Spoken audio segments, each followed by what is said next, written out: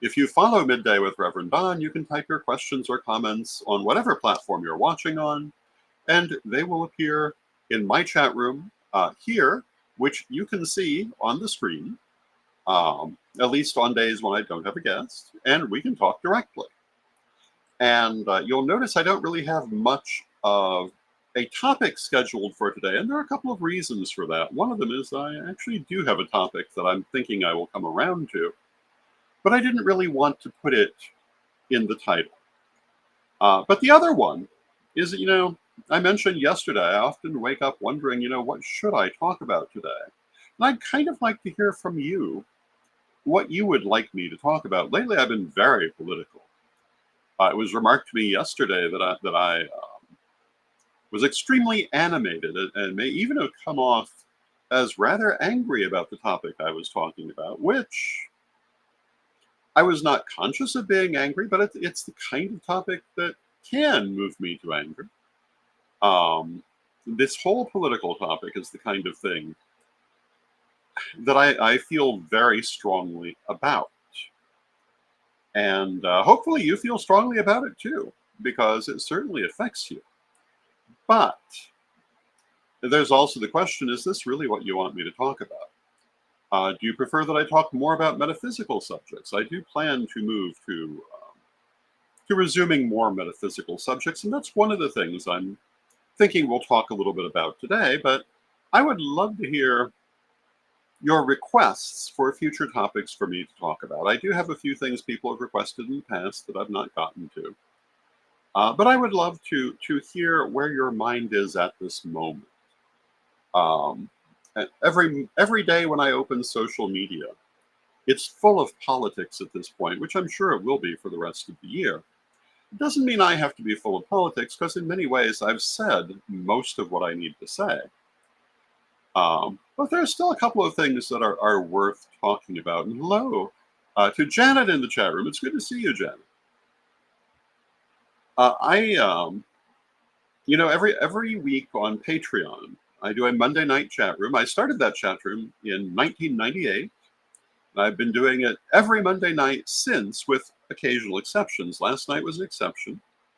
I went to the memorial of a friend who died a few weeks ago, but the memorial was last night. And I was asked to speak at this memorial, and my topic began with, as a priest, one of the things I'm most often asked about is, what is the purpose of life? Why are we here?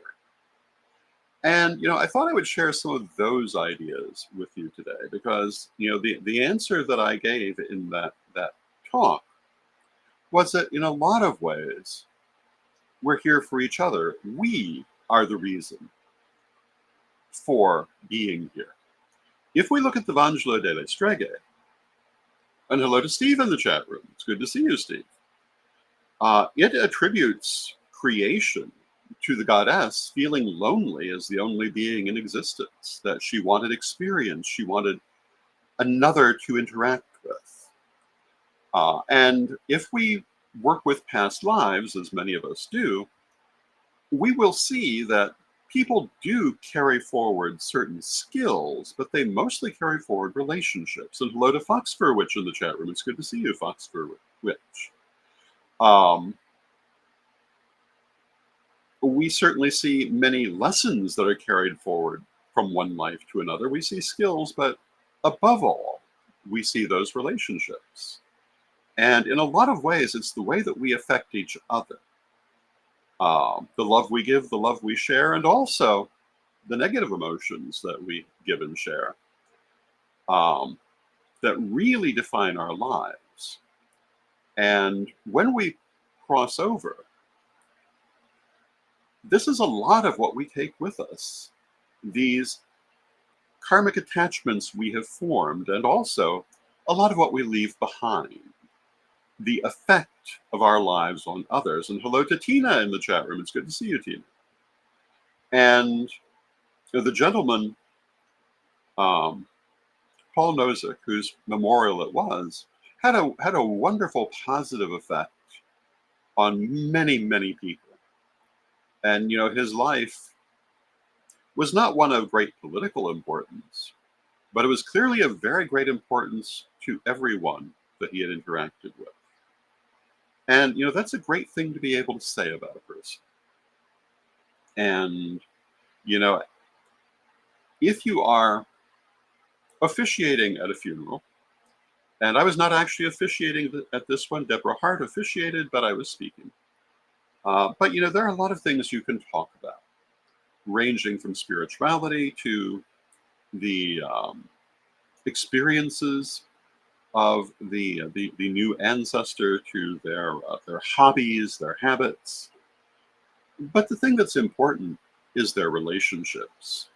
Um, that's the only reason for most people that people will be present at the memorial or funeral service, because they had that relationship. And hello to Mary in the chat room. It's good to see you, Mary. And it's very important, I think, for us to be mindful of that some of us will affect the world, but most of us affect a handful of other people. And having a good effect, making those people's experiences better for having known us, I think is a lot of the reason for life. A lot of the reason, certainly, to be able to say we had a good life at the end of it. And of course, there are people who have the opposite effect in life. They make everything worse for everyone. But even those people usually make life better for someone. Although I can think of some for whom that might not be true. One of my favorite sayings is that everyone gives a blessing, some by their coming and some by their going. But ideally, we all leave some blessing by our coming into this life. And that was the thing that I really took away from last night's experience, that it's what we mean to others, what we do with others. And I asked myself, when my time comes to die, how will I be viewed? And my reaction, my answer to that was that, I'm sure there'll be many people who will greatly mourn my passing and others who will celebrate it. And then I stopped and thought, well, wait a minute. I did get to see this just a little over a year ago. And at first, there was no one celebrating. I was actually rather surprised that nobody was sending up fireworks for my almost crossing. But that was okay. A few months later, a few people did. Some of the people who were very, very quick to express their concern for me and my illness were equally quick to join in the fight for what I had left behind, which is, I think, the second subject I'm going to speak on. But I have to say, for myself, I've influenced a lot of people, more than the vast majority of humanity can say, but most of them at a bit of a distance, as I influence some people who watch this program, people who've read my books, people who have shared my life. I'm sure have a very mixed grade on my performance. And one of the reasons is that long ago, I chose to put most of my focus not on people, but on the people, on the Corellian tradition, on the pagan community, on the world at large, which has not always been extremely beneficial to the individuals around me. And was that a good decision on my part? I don't know. I won't know while this life continues. I may know after it's ended, but I won't know while it's going on. I can never get enough distance, I don't think, to be able to judge that. But it's what I did, and I made that decision at a very early age, and partly I was trained to make that decision. One of the things I have realized, and I'm not entirely sure how to look at it, but a lot of what I thought were my decisions were my training. But on the other hand, as a believer in conscious incarnation and the believer that I am myself a conscious incarnate, that's also what I set up. Um, so it wasn't necessarily pushed on me, it was set up by me so that I could resume the work I was already doing, which I have every intention of doing at the end of this life. Um, but, some of the choices that I made, I was raised for, um, and made them at such an early age that I certainly was not aware of other alternatives. But nonetheless, I've lived my life that way and I don't regret it. I have had adventures other people can only dream of. I have had an influence other people only dream of. And I've watched people who dreamed of it and were not able to duplicate it. Um, and why is that? I don't know. Um, could be due to a lack of self reflection. And certainly, I could have done better in so many places, but I did the best I could. But here I am still doing. And I've had, at the risk of immodesty, I've had quite an effect in the world, in my opinion. This is, well, I guess it's the natural effect of going to a memorial that you look at yourself, you look at your life. And again, have I made the right decisions for myself in this life? I'm not sure I came into this life for myself. I largely think I came into this life for the wider social purposes I've dedicated this life to. And um, yeah, I don't know what else to say for that. Now, having said that, and continuing with that theme of wider social purposes, I've been being very political these last few days because, I've, well, really been political my whole life, and I've been very concerned with what is now being called the Christian nationalist movement.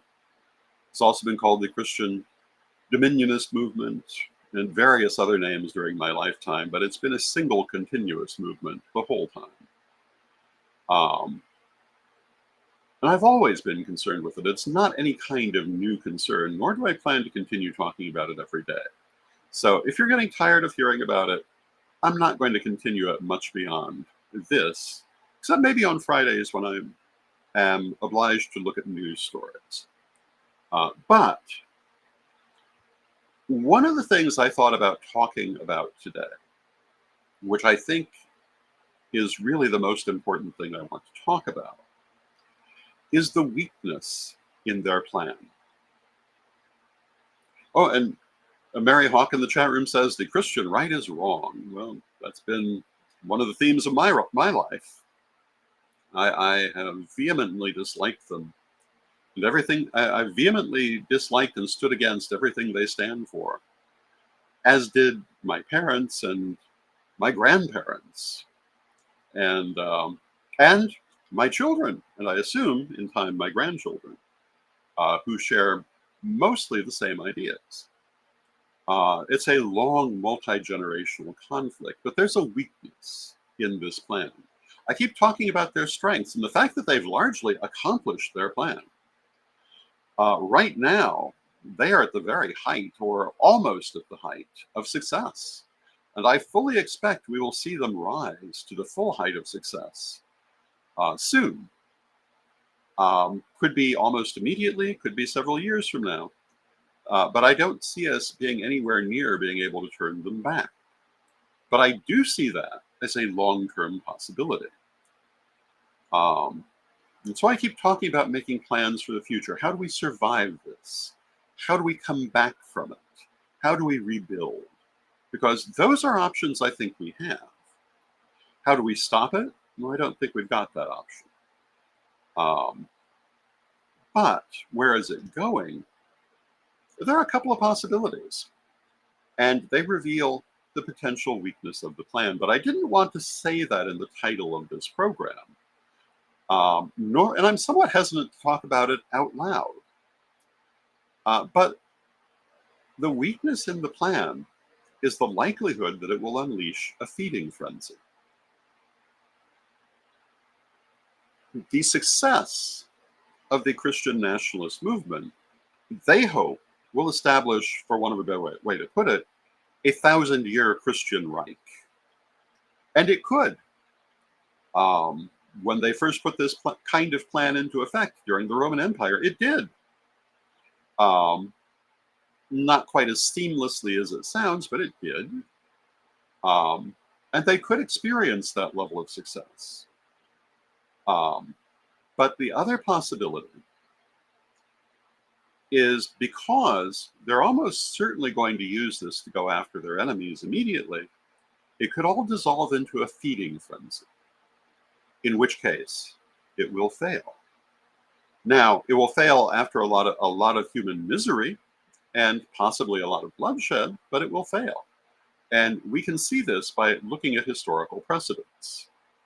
Part of what brought me to this subject, some time ago,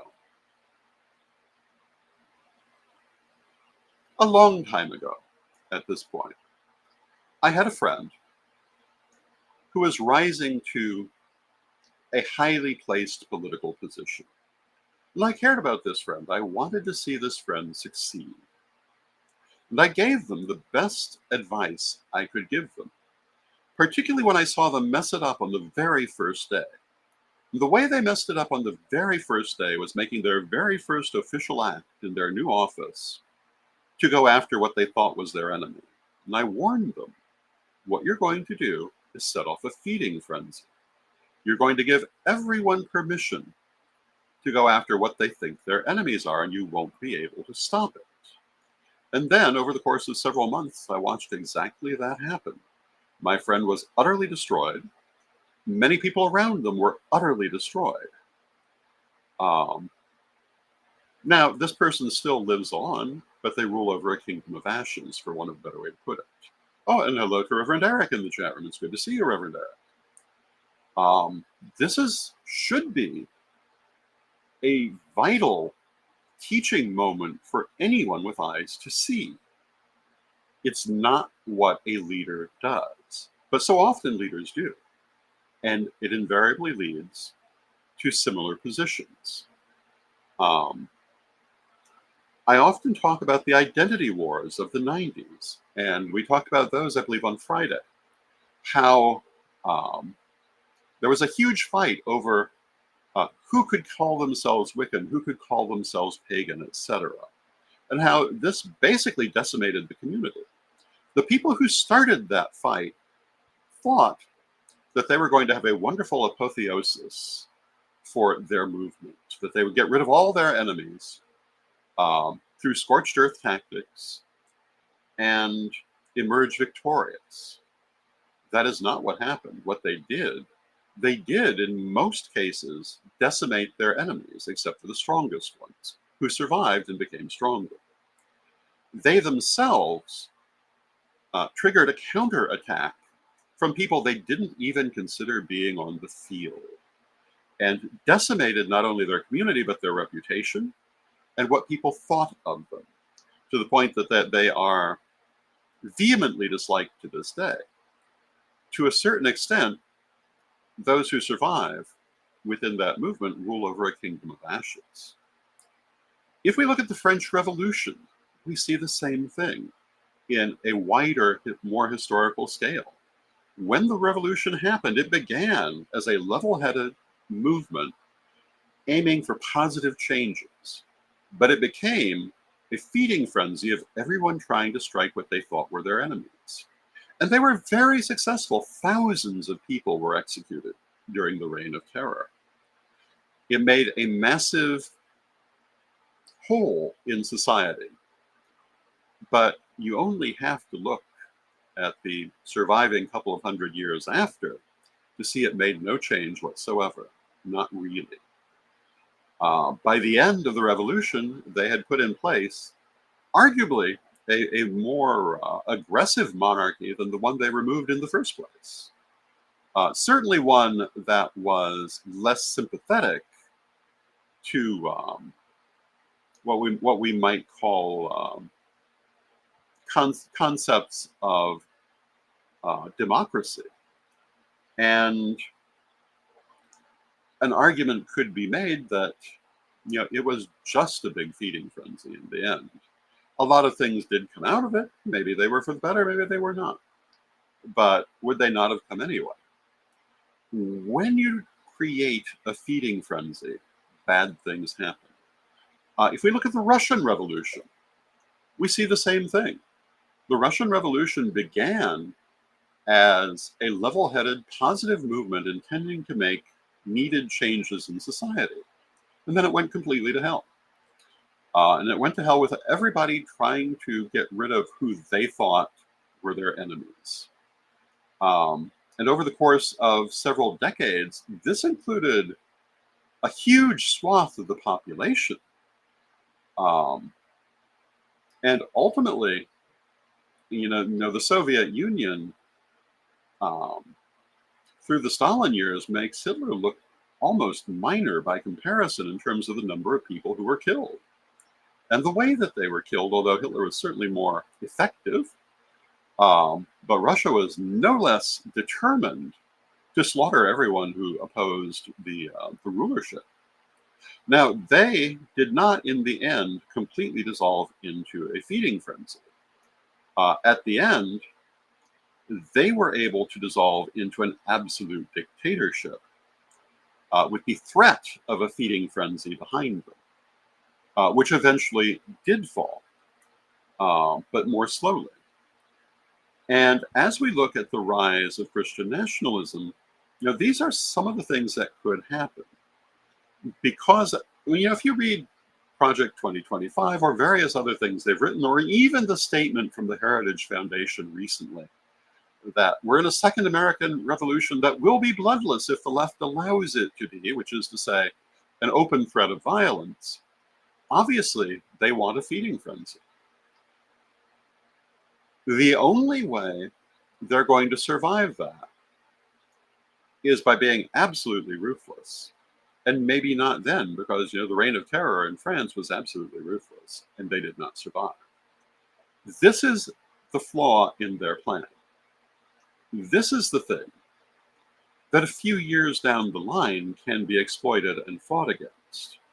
The fact that they may well overreach their hand, and that they may do, well, again, what those people I referred to earlier did in the identity wars, that in attempting to establish their apotheosis, they may in fact destroy their own reputation, destroy their alliances, and not only destroy many of their enemies, but also their allies.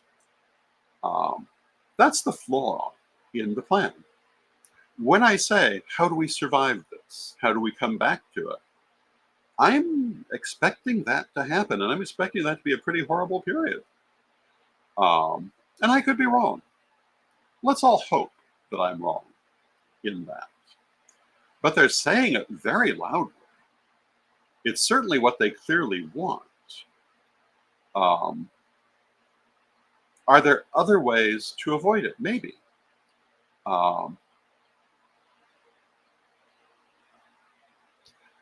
But, as I've said, they've largely managed to take over the court system. And so those other items, they have to be pretty extreme to counteract this at this point. I mean, it would need to be a vital victory, a decisive victory to make any difference. And when was the last time we saw such a thing in this country? So that brings us back to what is the aftermath. And so many times in life, in the times I've referred to and other times as well, I've watched people descend into these feeding frenzies. And should you ever find yourself in a similar position, my very strong advice is don't do that. It is a suicidal move. It's not what a legitimate leader does, and it doesn't lead you to a good place, even if you win. And I would, I mentioned that the Russian Revolution, after their horrible feeding frenzy, didn't fall, but they were still in a horrible position. And hello to Reverend Michael in the chat room. It's good to see you, Michael.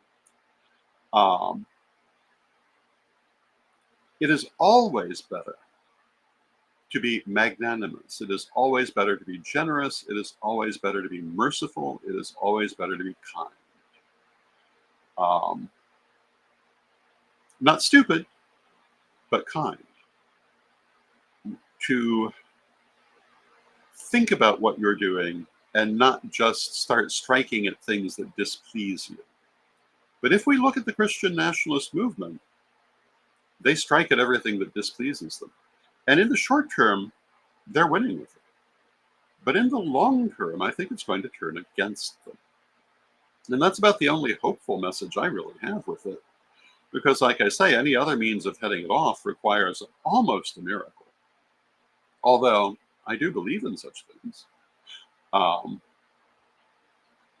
But I do think because we're low on the list, because we're perceived as incompetent, which largely we are, because we're perceived as not being very serious, which is largely true, speaking of our community as a whole, because we're perceived as people who are incapable of putting up a good fight, which for our community as a whole is mostly true, we're not high on their list.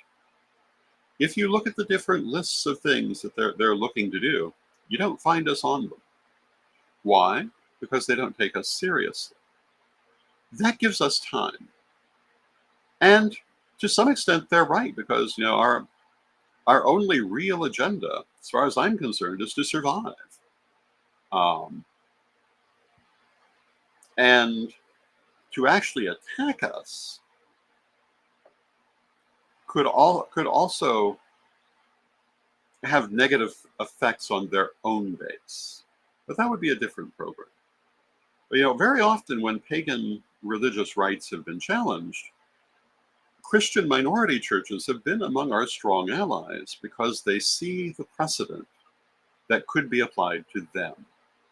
So we have that in our essence, in our favor as well. So these are some of the things for us to think about. And, I've been talking about the Pagan World Congress. This is one of the things that I think we need to talk about there.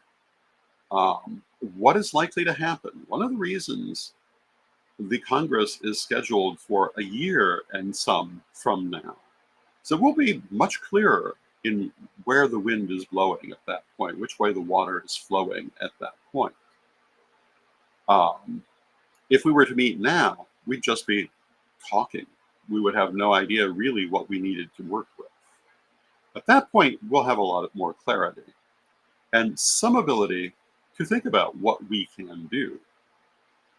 But we do have this one strong weakness on our side, and that is that these are petty, vindictive people who are almost certainly going to waste their power attacking their enemies, rather than building their strong foundation. I probably will not revisit this subject again because I don't want to say it too loud.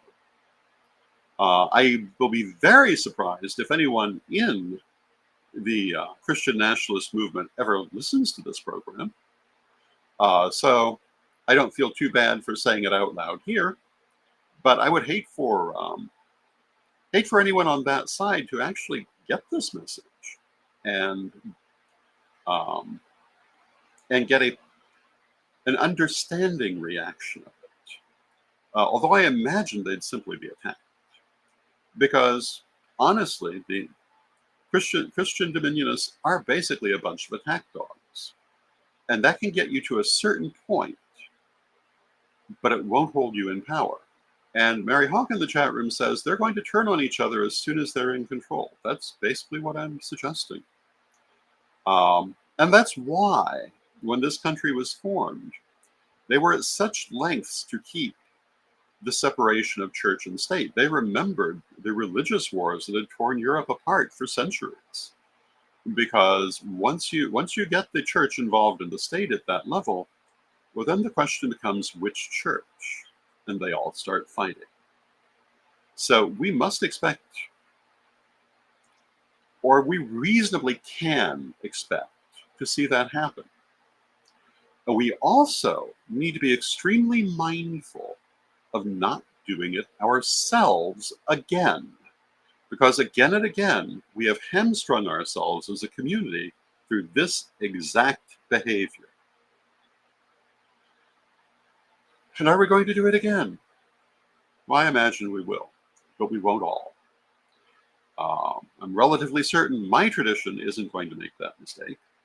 I'm relatively certain the other large traditions won't. Will the wider community? Well, probably. They always seem to. But maybe if the large organizations can avoid it, they can take more positive actions on their own. And just maybe the wider community will see why it's not a good idea, particularly with an example in the wider world. But that's something we're going to find out, for better or for worse. So, all of my life, I've had visions of this conflict. I've known it was coming. And I've often said that during my death a little over a year ago, I had a vision of why I returned to this world. I've never really talked about it. I'm not going to talk about it today, except to say I am kind of talking about it today. I've been kind of talking about it. I think that my death was the part of me that really wanted to avoid the conflict that is coming. And I stayed because I know I need to be here for it. And I don't want to bore everyone by going on and on about it. But I also feel like I have a duty to talk about it to some extent. So tomorrow, we won't be talking about this. We'll be talking about Corellian publishing and happy, good thoughts. And on Thursday, we'll be doing the same thing. Not Corellian publishing, but some other happy, good subject. Because I've really said everything I think I need to say on this at this point. I just hope that, some people may have listened to it. Do I have a lot of fear for our future? Yes, I do. But I always have. Do I have hope for our future? Yes, I do. And I always have. And at this point, I think I've shared both the fears and the hopes. And the one thing that is a certainty is that we will share this journey forward together. And as I've so often loved to say in the past, and will certainly say in the future, regarding our pagan community and allied communities as well, such as the LGBTQ community and various ethnicity communities, we may not always have the same friends. We may not always have the same interests, but we have the same enemies, and we better keep it in mind. So with that, I'm going to, at least for the moment, say goodbye to this subject, and I'm going to say good day to you. Have a lovely day. And I will see you tomorrow with my guest, Chris Copeland. And with that, let us close with our prayer as we always do. Divine Mother Goddess, Divine Father God, beloved ancestors, we thank you for all that you do for us in our lives, and we rejoice in your presence in our lives, and we ask you to help us to meet the challenges that we face in life, and to help us to be a positive influence on all those people we interact with insofar as possible, and also to help us to be a positive influence on the wider world. When our time comes to leave this world, let it be said of us that we made a difference, hopefully a positive difference. And may it be that many are sad to see us go. Beloved Mother Goddess, beloved Father God, beloved ancestors, we thank you with great love and thanks. And knowing you are always with us, we thank you for your presence, and may you be blessed now and always. And I thank you for your presence. May you be blessed now and always.